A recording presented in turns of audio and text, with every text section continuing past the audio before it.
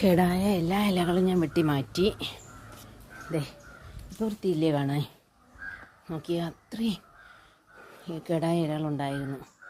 ഇതെല്ലാം ആമ്പലും താമരയും എല്ലാം ഞാൻ നന്നായിട്ട് വൃത്തിയാക്കി ശേഷം വളം എടുക്കുകയാണ്. ഇതിനെ പൊതിഞ്ഞ് ഇതിലോരോന്നിലായിട്ടങ്ങ് ഇട്ട് കൊടുക്കാം. അപ്പോൾ ആവശ്യത്തിനുള്ള വെള്ളമല്ലേ പിടിക്കുകയുള്ളൂ. അല്ലെങ്കിൽ ഒരുമിച്ച് എല്ലാം കൂടെ ആയിപ്പോയാൽ ചിലപ്പം പട്ടുപോകണമെങ്കിലോ. അതുകൊണ്ട് വളമൊക്കെ എടുത്ത് വച്ചിരിക്കുന്നു. എല്ലാം ഇനി പൊതിഞ്ഞിടുന്നതാണ് അടുത്ത ജോലി.